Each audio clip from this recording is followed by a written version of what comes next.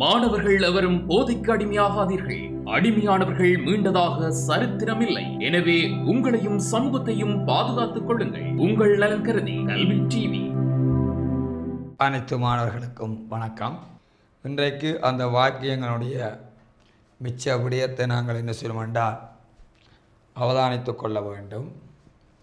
இதில் பார்த்தீங்கன்னா வாக்கியம் என்றா என்னென்று முதல் தெரிய வேண்டும். பிறகு வாக்கியங்களினுடைய அமைப்பு ரீதியிலான வகைப்பாடுகள், வாக்கியங்களின் பொருள் அமைப்பு ரீதியான வகைப்பாடுகள், அதுகளை நாங்கள் என்ன செய்யமென்றால் அறிந்து கொள்ள வேண்டும், தெரிந்து கொள்ள வேண்டும். இது பகுதி ஒன்றுக்கு அல்லது பகுதி 2 வருகின்ற குறுவினாக்களுக்குள்ள வரக்கூடிய ஒரு பிரதானமான பகுதியாகத்தான் இந்த பகுதிகள் உள்ளடங்கி இருக்கின்றது. அதனால் என்ன செய்யமென்றால் இந்த பகுதியில் கொஞ்சம் நாங்கள் ஒரு அக்கறையாக தொழிற்பட்டு கொள்ள வேண்டும். இலக்கண பகுதி என்ன செய்யணுண்டா, பகுதி ஒன்றில் 21 தொடக்கம் 30 வரையான கேள்விகள் இலக்கண கேள்விகளாக காணப்படுகின்ற அதே வேளை பகுதி 2 குருவினாக்கள் என்று சொல்லப்படுகின்ற ஒரு விடயம் ஒன்று இருக்கிறது. அந்த குருவினாக்களையும் இந்த பகுதிகள் என்ன செய்ய வருவதற்கான வாய்ப்பு நிலைகள் அல்லது ஏது நிலைகள் காணப்படுகிறது. வாக்கியம் என்றா என்னென்றா அதுக்கு போடப்பட்டு ஏற்கனவே அதன் விடயங்கள் நாங்கள் 10ஆம் ஆண்டு இலக்கண பகுதியில் படித்திருக்கிறோம். அதாவது சொற்கள் பொருள் தரத்தக்க வகையில் சொற்கள் ஒரு குறிப்பிட்ட ஒழுங்குமுறைக்கு ஏற்ப ஒன்றுடன் ஒன்று அமைப்பு ரீதியாக இணைந்து ஒரு முற்று பெற்ற ஒரு பொருளை தருமென்றால் அதை நாங்கள் என்ன சொல்லுவோம், வாக்கியம் என்று சொல்லுவோம். அதாவது பொருள் தரத்தக்க வகையில் சொற்கள் ஒரு குறிப்பிட்ட ஒழுங்குமுறைக்கு ஏற்ப ஒன்றுடன் ஒன்று அமைப்பு ரீதியாக இணைந்து ஒரு முற்று பெற்ற ஒரு பொருளை தருமென்றால் அதனை நாங்கள் வாக்கியம் என்று சொல்லலாம். வாக்கியங்கள் என்றால் என்னென்றால் சொற்கள் சேர்ந்து ஒரு பொருளொன்றை தந்தால் மட்டும்தான் அதை நாங்கள் வாக்கியங்கள் என்று வகைப்படுத்த முடியும். பாருங்க, தசரதன் அயோத்தியை ஆண்டான் என்பது ஒரு வாக்கியம். சோமசுந்தர புலவரின் பாடல்கள் எளிமையும் இனிமையும் நிறைந்தவை என்பது ஒரு கூட்டு வாக்கியம். உமறு புலவர் சொற்சுவை மிகுந்த முதுமொழி மாலையை இயற்றியார் என்பதும் ஒரு வாக்கியம். சங்க காலத்திலே ஈழநாட்டு புலவர்கள் தென்னிந்தியாவிற்கு சென்று அங்கு நிறுவப்பட்ட சங்கங்களில் பாக்களை அரங்கேற்றினார் என சங்க நூல்கள் வாயிலாக அறிகிறோம். சங்க காலத்தில் தோற்றம் பெற்ற அந்த இலக்கியங்களின் வாயிலாக அறிகிறோம். இவ்வாக்கியங்கள் அமைப்பில் காணப்படும் வேறுபாடுகளை அவதானியுங்கள். இவ்வாக்கியங்கள் ஒவ்வொன்றிலும் எழுவாய், பயனிலை, செயற்படுபொருள், அடைமொழி ஆகியவற்றை இனங்கண்டு குறித்து கொள்ளுங்கள். வாக்கியம் என்றது என்னவாக கொண்டால் சொற்கள் ஒரு குறிப்பிட்ட ஒழுங்குமுறைக்கு ஏற்ப அதாவது இணைந்து ஒரு முற்று பெற்ற ஒரு பொருளொன்றை தர வேண்டுமென்று என்ன செய்ய வேண்டால் விளங்கிக் கொள்ளலாம். வாக்கிய வகை என்றது ஒரு பிரதானமான ஒரு வகைப்பாடாகத்தான் தமிழ் இலக்கணத்தை பொறுத்தவரை அமைந்துள்ளது. வாக்கியங்களை நாங்கள் 2 வகைப்படுத்த முடியும். ஒன்று அமைப்பு அடிப்படையிலான வகை, ஒன்று அமைப்பு அடிப்படையிலான வகை. முதலாவது வகைப்பாடு அமைப்பு அடிப்படையிலானது. 2வது வகைப்பாடு பொருள் அடிப்படையிலான வகை. 2வது வகைப்பாடு பொருள் அடிப்படையிலான வகை. அமைப்பு அடிப்படையில் தனி வாக்கியம் என்றது ஒன்றிருக்கிற பிள்ளைகள். அடுத்தது கூட்டு வாக்கியம் ஒன்று இருக்குது. அடுத்தது கலப்பு வாக்கியம் ஒன்று இருக்குது. தனி வாக்கியம், கூட்டு வாக்கியம், கலப்பு வாக்கியம், அமைப்பு. அமைப்படிப்படை என்றால் அந்த வாக்கியத்தில் வார எழுவாய் பயனிலை என்பவற்றை அடிப்படையாக கொண்டது அமைப்படிப்படையான வகை. அந்த வாக்கியத்தில் வார எழுவாய் பயனிலை என்பவற்றை அடிப்படையாக கொண்டது அமைப்பு அடிப்படையிலான வகை என்று சொல்லப்படும். பொருள் அடிப்படை என்றால் அந்த வாக்கியம் கூறுகின்ற செய்தியினை அடிப்படையாக கொண்ட வகை. அந்த வாக்கியம் கூறுகின்ற செய்தியினை அடிப்படையாக கொண்ட வகை. அதில் பார்த்தீங்களா, முதலாவது கூற்று வாக்கியம் வரும், இரண்டாவது வினா வாக்கியம் வரும், மூன்றாவது ஏவல் வாக்கியம் வரும், நாலாவது வியங்கோள் வாக்கியம் என்று வரும், அஞ்சாவது மெய்ப்பாட்டு வாக்கியம் அல்லது உணர்ச்சி வாக்கியம் என்று சொல்லப்படும். மெய்ப்பாட்டு வாக்கியம் அல்லது உணர்ச்சி வாக்கியம். ஒன்று கூற்று வாக்கியம், இரண்டாவது வினா வாக்கியம், மூன்றாவது ஏவல் வாக்கியம், நாலாவது வியங்கோள் வாக்கியம், அஞ்சாவது மெய்ப்பாட்டு வாக்கியம் அல்லது உணர்ச்சி வாக்கியம்.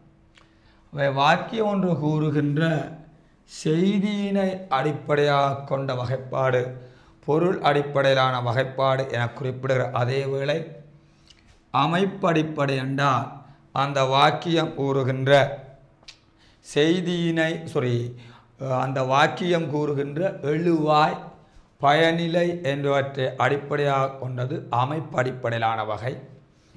தனி வாக்கியம், கூட்டு வாக்கியம், கலப்பு வாக்கியம் என்றது வரும்.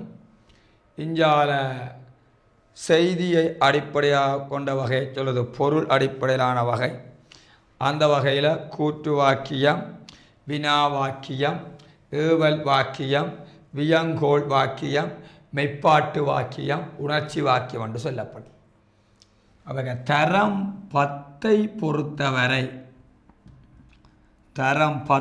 பொறுத்தவரை நாங்கள் அமைப்படிப்படையிலான தனி வாக்கியம், கூட்டு வாக்கியம், கலப்பு வாக்கியம் என்பன பற்றி ஏற்கனவே நாங்கள் தரம் 10ஆம் ஆண்டு இலக்கண பகுதியில் படித்து இருக்கின்றோம். அதே விடயம்தான் பிறகு 11ஆம் ஆண்டுக்கும் திரும்பி வருகிறது. முதல் தலையங்கம் போடுங்கோ. வாக்கிய வகைகள். வாக்கியங்களை 2 பிரதான அடிப்படைகளில்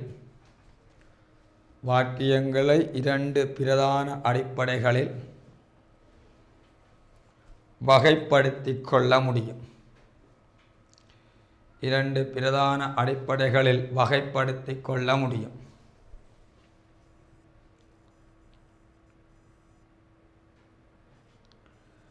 அவை பின்வருமாறு.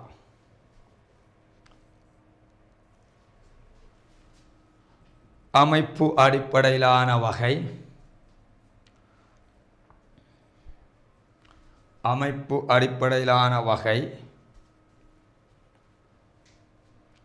இரண்டாவது பொருள் அடிப்படையிலான வகை. அமைப்பு அடிப்படையிலான வகை, அடுத்தது பொருள் அடிப்படையிலான வகை. அவை வாக்கியங்களை 2 பிரதான வகைப்படுத்தலாம். ஒன்று அமைப்பின் அடிப்படையிலான வகைப்பாடு, இரண்டாவது பொருள் அடிப்படையிலான வகைப்பாடு.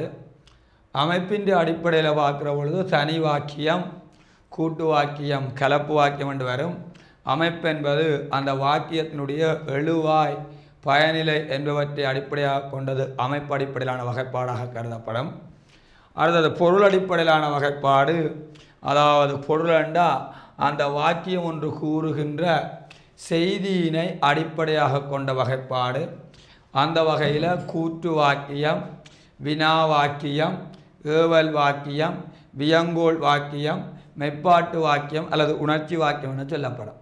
அவைகள் கூற்று வாக்கியம், வினா வாக்கியம், ஏவல் வாக்கியம், வியங்கோள் வாக்கியம், மெய்ப்பாட்டு வாக்கியம் என்று சொல்லப்படுகிற வகைப்பாடுகள் என்னவா இருக்கும் என்றால் இந்த செய்தியினை அடிப்படையாக கொண்ட வகைப்பாடில் வரும்.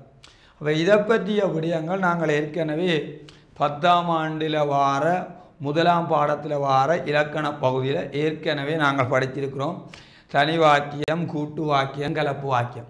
இப்போ அமைப்பண்டா என்னென்னா அந்த வாக்கியத்தில் வருகின்ற எழுவாய் பயனிலை என்பவற்றை அடிப்படையாக கொண்டது அமைப்படிப்படையிலான வகைப்பாடாக கருதப்படும். அதே வேளை பொருளடிப்படை என்றது அந்த வாக்கியம் கூறுகின்ற செய்தியினை அடிப்படையாக கொண்டது கூற்று வாக்கியம், வினா வாக்கியம், ஏவல் வாக்கியம், வியங்கோள் வாக்கியம் அல்லது மெய்ப்பாட்டு வியங்கோள் வாக்கியம், அடுத்த மெய்ப்பாட்டு வாக்கியம் அல்லது உணர்ச்சி வாக்கியம். இப்போ இந்த விடயம் என்ன செய்யணும்டா உங்களோட மனதில் இந்த வாக்கியத்தினுடைய வகைப்பாடுகள் ரெண்டும் என்ன செய்யணும்டால் ஆணித்தரமான முறையில் உங்களுக்கு என்ன செய்யணும்டா தெரிந்திருக்க வேண்டும். ஒன்று அமைப்படிப்படையிலான வகைப்பாடு, ஒன்று தனி வாக்கியம், கூட்டு வாக்கியம், கலப்பு வாக்கியம்.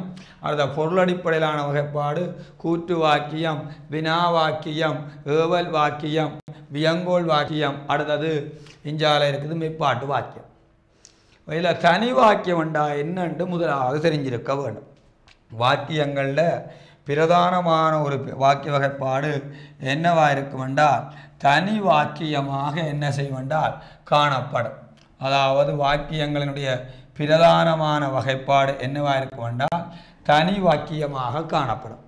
அப்போ தனி வாக்கியம் என்றால் முதலாவது வரைவிலக்கணம் தெரிய வேணும். தனி வாக்கியம் என்றதற்கான என்ன செய்யணும் என்றால் வரைவிலக்கணத்தை நாங்கள் முதலாவது தெரிந்து கொள்ள வேண்டும். அப்போ தனி வாக்கியம் என்றால் என்னவா இருக்கும் என்றால் ஒரு எழுவாய் ஒரு பயனிலையை கொண்ட அந்த வாக்கியத்தை சொல்கிறது தனி வாக்கியம். ஒரு எழுவாயினையும், இதுதான் கொஞ்சம் முக்கியம், ஒரு எழுவாயினையும் ஒரு பயனிலையினையும், ஒரு எழுவாயினையும் ஒரு பயனிலையினையும் சொல்கிற அர்த்தத்தை விளங்கணும். ஒரு எழுவாயினையும் ஒரு பயனிலையினையும் கொண்டமைந்த அந்த வாக்கியத்தை சொல்லுவோம் தனி வாக்கியம்னு சொல்லுவோம். ஒரு எழுவாயினையும் ஒரு பயனிலையினையும் கொண்டமைந்த அந்த வாக்கிய வகையை நாங்கள் என்னென்னு சொல்லுவோம் என்றால் தனி வாக்கியம் என்று நாங்கள் சொல்லுவோம். அப்போ தனி வாக்கியத்தில் என்ன பொருளை பற்றி என்றா ஞாபகப்படுத்துங்கோ, செயற்படு பொருளை பற்றி நாங்கள் எந்த விதமான அச்சம் படுத்தவில்லை. ஒன்று செயற்படு பொருளை அந்த வாக்கியம் ஏற்று வரலாம், அதாவது செயற்படு பொருளை ஒன்று ஏற்று வரலாம், அல்லது செயற்படு பொருளை என்ன செய்யலாம் என்றால் ஏற்காமல் வரலாம். அதை பற்றி பிரச்சனை இல்லை.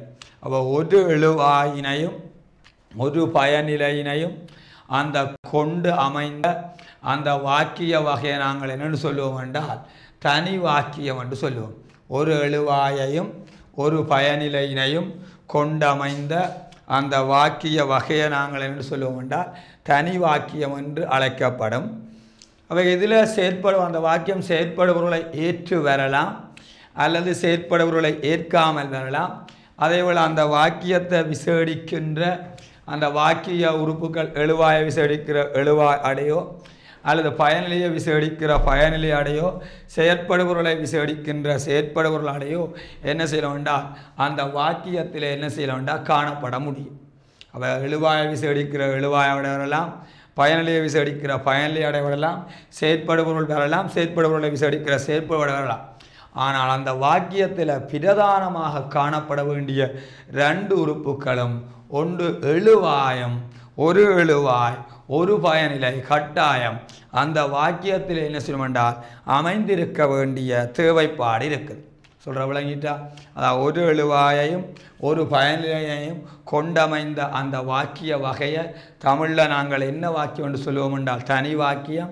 அந்த தனி வாக்கியத்தில் என்ன மாதிரி என்றால் செயற்படு பொருளை பற்றி நாங்கள் அக்கறை கொள்ள தேவையில்லை. செயற்படு பொருள் வரலாம் அல்லது வராமல் விடலாம், அதை பற்றிய பிரச்சனை இல்லை. ஆனாலும் அங்கே வாக்கியத்தில் இருக்க வேண்டிய பிரதானமான ரெண்டு உறுப்புகளும் எழுவாய் பயனில்லை. உதாரணத்துக்கு பாருங்கோ, அழகிய மயில் சொல்கிற அர்த்தத்தை விளங்கணும். அழகிய மயில் அழகாக ஆடியதென்று சொல்லப்படுகிறது. அழகிய மயில் அழகாக ஆடியது. அழகிய மயில் அழகாக ஆடியது என்பதை பார்த்தீங்கள் என்றால் ஆடியது என்பது பயனிலையாக இருக்கும். மயில் என்பது என்னவாக இருக்கும் என்றால் எழுவாயாக இருக்கும். ஆடியது என்பது பயனிலையாக இருக்கிற அதே வேளை மயில் என்பது என்னவாக இருக்கும் என்றால் எழுவாயாக இருக்கும். அவை அழகான மயில் அல்லது அழகிய மயில் ஆடியது என்பதில் பார்த்தீங்கள் என்றால் இதில் மயில் என்பதற்கு முன்னால் வார அழகிய என்பது எழுவாய் அடையாக கருதப்படும். அதே வேளை ஆடியது என்பதற்கு முன்னால் வார அழகாக என்பது பயனிலை அடை அல்லது வினை அடையாக என்ன செய்ய வேண்டாம் கருதி கொள்ளப்படும். அவை சொல்கிற அர்த்தத்தை என்ன சொல்ல வேண்டாம் விளங்கி கொள்ள வேண்டும். ஒரு எழுவாயினையும் ஒரு பயனிலையையும் கொண்டமைந்த அந்த வாக்கிய வகையை நாங்கள் தனி வாக்கியம் என்று குறிப்பிட்டுக் கொள்ளலாம். எழுதிக் கொள்ளுங்கள். ஒரு எழுவாயினையும் ஒரு பயனிலையினையும் ஒரு எழுவாயினையும் ஒரு பயனிலையினையும் கொண்டமைந்த வாக்கிய வகை ஒரு எழுவாயினையும் ஒரு பயனிலையினையும் கொண்டமைந்த வாக்கிய வகை தனி வாக்கியம் என அழைக்கப்படும். தனி வாக்கியம் என அழைக்கப்படும். இந்த தனி வாக்கியத்திலே செயற்படு பொருளை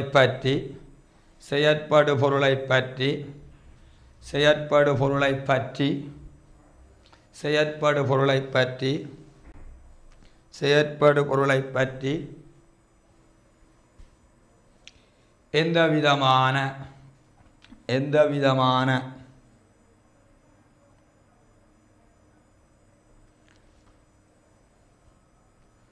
அக்கறையும் கொள்ள தேவையில்லை. அந்த வாக்கியமானது செயற்படு பொருளை ஏற்று வரலாம்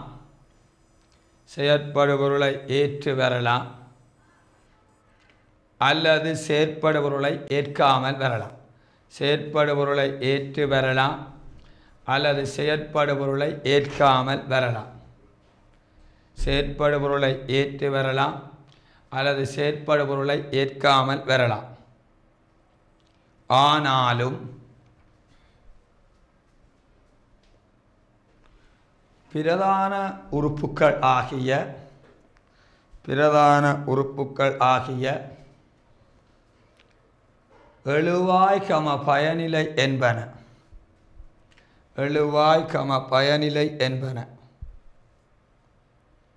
காணப்படுதல் வேண்டும்.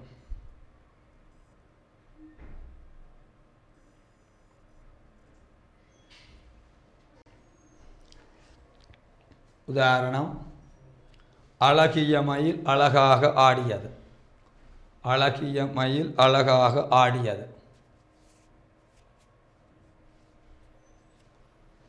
மயில் என்பது எழுவாய், ஆடியதென்பது பயனிலை.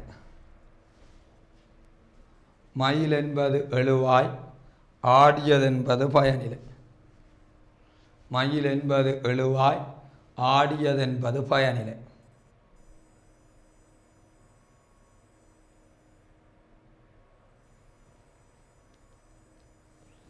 இதில் மயில் என்பதற்கு கீழே எழுவாய் என்று போடுங்கோ, ஆடியது என்பதற்கு கீழே பயனிலை என்று போடும். ரெண்டாவது உதாரணம், உமறு புலவர்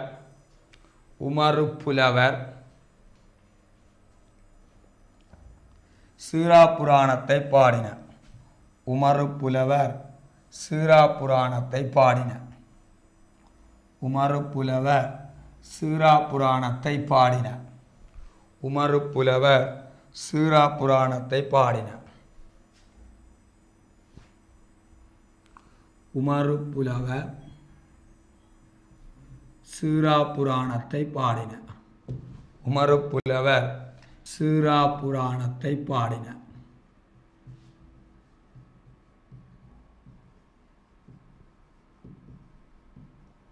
உமறு புலவர் சீராப்புராணத்தை பாடினார்.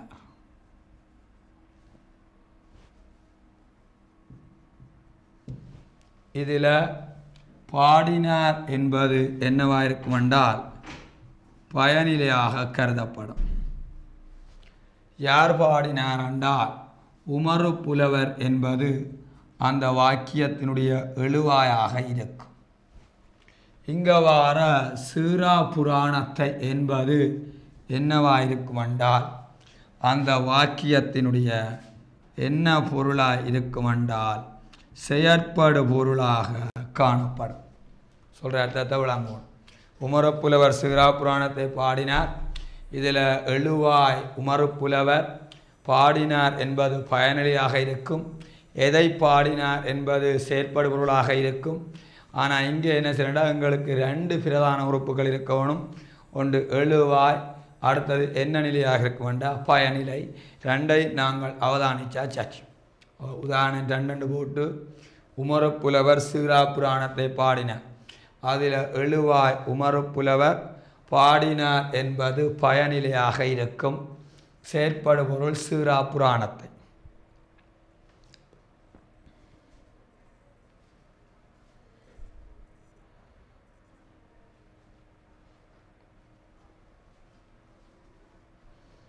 அடுத்தது 3வது ஆணம் தசரத மாமன்னன்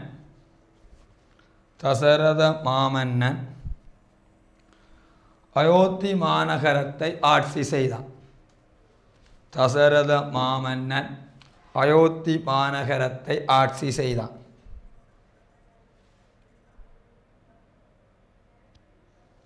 தசரத மாமன்னன் அயோத்தி மாநகரத்தை ஆட்சி செய்தான். இதில் எழுவாய் தசரத மாமன்னன் பயனிலை செய்தான், ஆட்சி செய்தான் என்று போட்டாலே சரி.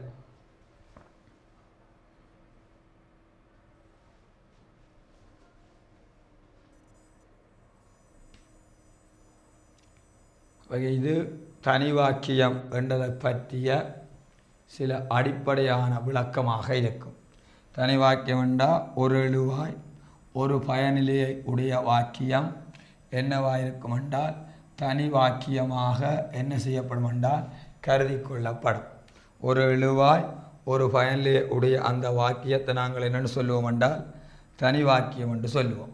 இப்போ இந்த விடயத்தை பற்றி இந்த புத்தகத்தில் என்ன செய்ய வேண்டாம் இருக்கும் என்று கருதுகிறேன். அதாவது வாக்கியங்களில் பாருங்கோ, வாக்கியங்களை அமைப்பின் அடிப்படையில் தனி வாக்கியம், கூட்டு வாக்கியம், கலப்பு வாக்கியம் என்று தரம் 10 நீங்கள் கற்றுள்ளீர்கள். அவற்றின் அமைப்பினை நோக்குவோம். தனி வாக்கியம் என்றால் இப்போ சொன்னபடியந்தான் ஒரு எழுவாய் ஒரு பயனிலையை உடைய ஒரு வாக்கியத்தை சொல்லுவோம், தனி வாக்கியம் என்று சொல்லுவோம். ஒரு தனி வாக்கியமானது பின்வரும் அமைப்பினை கொண்டிருக்கும். ஒரு தனி வாக்கியம் என்ன செய்யும் என்றால் ஒரு விதமான அமைப்பை கொண்டிருக்கும். பெயர் தொடர் சக பேர்த்தொடர் அமைப்பு, அங்கால பேர் பயனிலை கொண்ட வாக்கியம். அதாவது பேர் சொல்லை கொண்ட ஒரு பயனிலையை கொண்ட ஒரு வாக்கியம் இருக்கும். பேர்த்தொடர் முன்னுக்கு வரும், பிறகு பேர்த்தொடர் அமைப்பு, பிறகு கடைசியாக அங்கால பெயர் பயனிலை கொண்ட வாக்கியம் வரும். அடுத்தது பேர்த்தொடர், பிறகு அங்கால என்ன வரும் வேண்டாம் வினை பயனிலை கொண்ட வாக்கியமாக இருக்கும். இதன் அர்த்தம் என்னென்றால் வாக்கியத்தில் என்ன செய்யறால் எழுவாய் பேர் சொல்லாக இருக்கும், பயனிலையும் என்ன செய்யறாண்டா வினைச்சொல்லாக இருக்கும். சில சந்தர்ப்பங்களில் எழுவாய் என்ன சொல்லாக இருக்கும் என்றால் பயனிலையாவார சொல் என்னவாக இருக்கும் என்றால் அதாவது பேர் சொல்லாக இருக்கும். அவ்வாறு பேர் சொல்லாக அது அமைந்திருந்தால் அதை நாங்கள் தமிழில் என்ன நினைப்போம் என்றால் பெயர் பயனிலை கொண்ட வாக்கியம் என்று நாங்கள் அழைப்பதை அவதானிக்கலாம். அதாவது பெயர் பயனிலை கொண்ட வாக்கியம் என்று நாங்கள் அழைப்பதை என்ன செய்யலாம் என்றால் அவதானித்து கொள்ள முடியும். பேர்த்தொடர் சக பேர்த்தொடர் அமைப்பு, அங்கே பேர் பயனிலை கொண்ட வாக்கியம். அதே மாதிரி அறிஞ்சாலை என்ன செய்யறா வினைச்சொல்லை கொண்டு பயனிலை பெரும்பாலும் வினைச்சொல்லாகத்தான் இருக்கும். அவ்வாறு வினைச்சொல்லாக இருந்தால் பிரச்சனை இல்லை. சில வாக்கியத்தில் பயனிலை பேர் சொல்லாக இருக்கும். அவ்வாறு பேர் சொல்லாக அது இருக்கும் என்றால் அதை நாங்கள் தமிழில் அழைக்கிற பேர் என்னென்று சொல்லுவோம் என்றால் பெயர் பயனிலை என்று நாங்கள் என்ன செய்வோம் என்றால் அழைப்பதை அவதானித்து கொள்ளலாம். சரிதானே? இதான போட்டுக்காங்க. பெயர் பயனிலை கொண்ட வாக்கியத்தில் பாருங்கோ, பின்வரும் தனி வாக்கிய அமைப்பு அவதானியங்கள். காவியத்தில் சிறந்தவன் கம்பன். மகாத்மா காந்தி அகிம்ச வழியில் போராடினார். பெயர் பயனிலை கொண்ட வாக்கியங்கள். பிரமிழ் சிறந்த கவிஞன். பிரமிழ் என்பது எழுவாயாக இருக்கும். கவிஞன் என்பது என்னவாக இருக்கும் என்றால் பயனிலியாக இருக்கும். போனா சிறந்த கதை சொல்லி என்றால் அதாவது அங்கால என்ன செய்யலண்டா போனா என்பது எழுவாயாக இருக்கும். கதை சொல்லி என்பது என்னவாக இருக்கும் என்றால் பயனிலியாக இருக்கும். இவ்வாறு வாரதை நாங்கள் என்ன சொல்ல வேண்டால் தனி வாக்கியம் ஒன்று தான் நாங்கள் என்ன செய்ய வேண்டாம் அழைத்து கொள்வோம். இதன் மிகுதி விடயத்தை அடுத்த வகுப்பு பார்த்துக்கொள்வோம். இன்று இவ்வளவு பகுதியிலும் வகுப்பை பூரணப்படுத்துகிறேன். நன்றி, வணக்கம். கல்வி டிவியில் புத்தம்புது நிகழ்ச்சிகளை உடனுக்குடன் பார்த்து மகிழ எமது ஃபேஸ்புக் மற்றும் யூடியூப் பக்கத்தை லைக் செய்யுங்கள்.